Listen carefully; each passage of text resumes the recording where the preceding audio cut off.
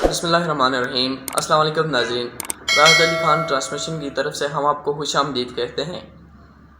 ناظرین، بعض لوگ کھانا کھاتے ہیں لیکن ان کے کھانا کھانے کا طرز بالکل غلط ہوتا ہے۔ جو طریقہ ہمیں شریعت سکھاتی ہے اور جو طریقہ ہمیں ہمارا اسلام سکھاتا ہے اس طرح وہ کھا نہیں پا رہے ہوتے۔ یاد رکھیں، بعض لوگ کھانے پر باتیں کرتے ہیں، تو جو لوگ کھانے پر باتیں کرتے ہیں وہ کبھی عقل مند نہیں ہوتے۔ کھانے پر باتیں کرنے سے انسان کا ذہن کند ہو جاتا ہے اور وہ عقل مند نہیں ہوتا۔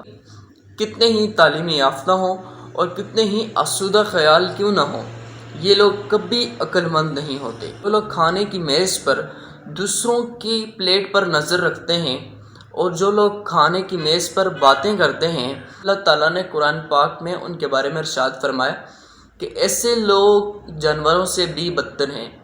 قرآن پاک میں اس کا لفظ یوز ہوا ہے شر الدواب، جس کے معنی ہے جانوروں سے بھی بدتر، یعنی جانوروں سے کہیں آگے۔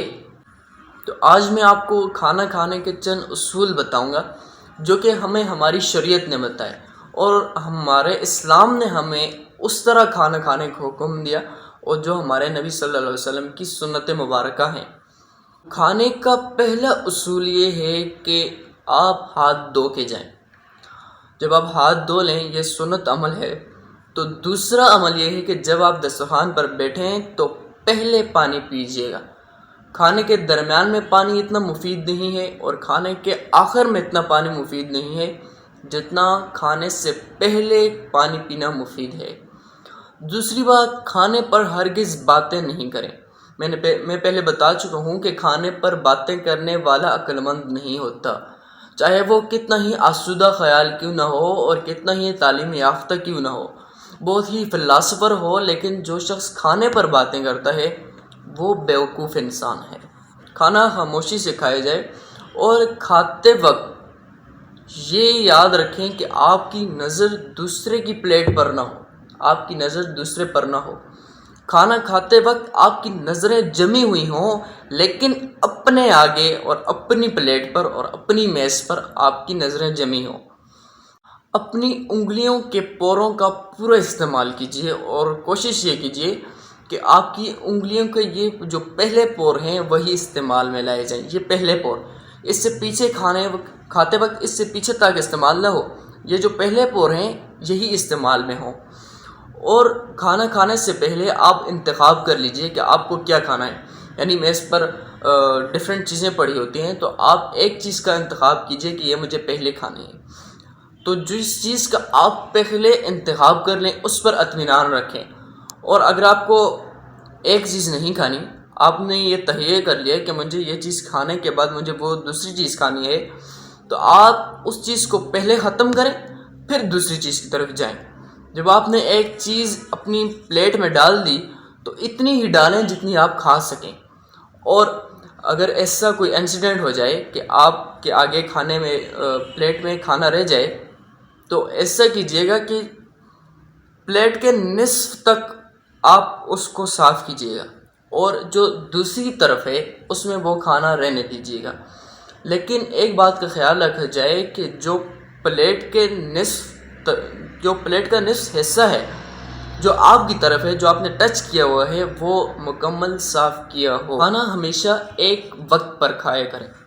کھانے کا کوئی نہ کوئی آپ اپنا ٹائم سلیکٹ کیجیے گا، کیونکہ جب آپ ڈسپلنڈ نہیں ہوتے تو آپ کبھی ویل مینرڈ نہیں ہو سکتے، اور جب آپ ویل مینرڈ نہیں ہوتے تو آپ کی سوچ پر بڑا گہرا اثر پڑتا ہے۔ آپ کی سوچ کبھی پازیٹیوٹی کی طرف جا ہی نہیں سکتی جب آپ کا کسی چیز پر ڈسپلن نہ ہو، اور جب آپ ویل مینرڈ نہ ہو۔ کھانا بے شک علیحدہ علیحدہ کھائیں، لیکن ایک میز پر اور ایک جگہ کھائیں۔ سب گھر والے مل کر یہ تہیہ کر لیں کہ آپ نے ایک جگہ پر کھانا۔ ایک بات کا لازمی خیال کر لیجئے گا کہ کھانے میں باتیں کم ہوں اور کھانے میں آپ کا خیال آسودہ ہو، اور دوسری بات، کھانا عمدہ ہو۔ ہمیشہ عمدہ کھانے کا انتخاب کیجیے گا، اور یہی سنت ہے اور یہی ہماری شریعت کا انتخاب ہے۔ انسان تو پیدا ہی باتیں کرنے کے لیے اور کھانے کے لیے ہوا ہے۔ لیکن یاد رکھیں جب آپ کھانے پر بیٹھیں تو باتوں کو ترک کر دیں، اور جب آپ باتیں کرنے لگیں تو کھانا نہیں کھائیں۔ جب آپ اس طرح کھانا کھائیں گے تو آپ کی روح کو ایک راحت ملے گی، ایک سکون سے ملے گا اور ایک اطمینان ملے گی۔